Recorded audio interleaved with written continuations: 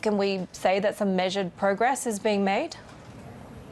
Sure. The difficult issues still remain, obviously. Taiwan, the war in Ukraine, and other tech export curbs by the United States, and, of course, China's diplomatic moves in the South China Sea. There's a whole long list of issues that cause this frayed relationship. But, again, it's good that they're talking face-to-face and at a high level. So this talks on the sidelines of the UN General Assembly between Antony Blinken and the Vice President of China, Zheng, is, just comes 24 hours after Jake Sullivan, the National Security Advisor, met with Wang Yi, the Foreign Minister of China, in Malta, by the way, just before Wang Yi headed off to Moscow, where he is this week, meeting with his counterpart, Sergei Lavrov.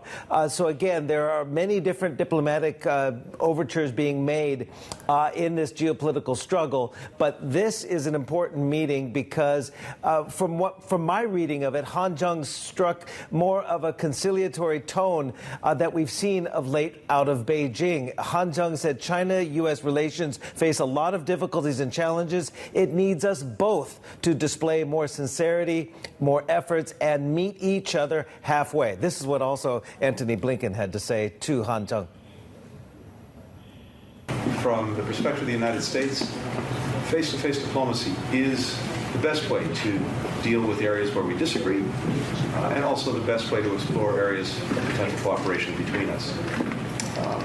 The world expects us to responsibly manage our relationship. The United States is committed to doing just that.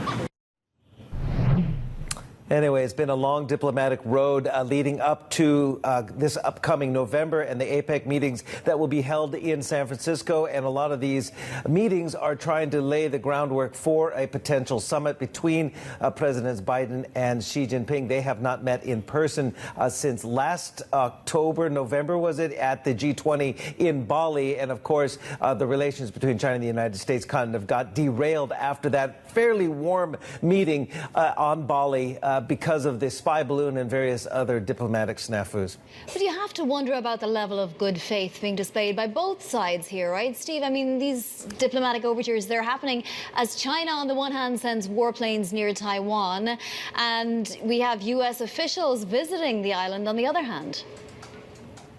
Yeah, that's a good way to put it, because, again, you can say many things and display good faith, but it's the actions that speak louder than those words. But again, the United States would likely say, we will continue to have the right to send officials to Taiwan. And that's what China is upset about right now, because the Arizona governor is in Taiwan this week, as well as an undersecretary of Commerce for Technology and Standards. They are on Taiwan, and presumably this display by the PLA, this is file footage here, but essentially Taiwan saying about 103 warplanes yesterday, in the 24 hours to yesterday, had flown around Taiwan, 40 of them, according to Taiwan defense officials, across that median line of the Taiwan Strait into the southwest and southeast ADIZ. That's the Air Defense Identification Zone. So Taiwan says that's a serious breach of security and a provocation.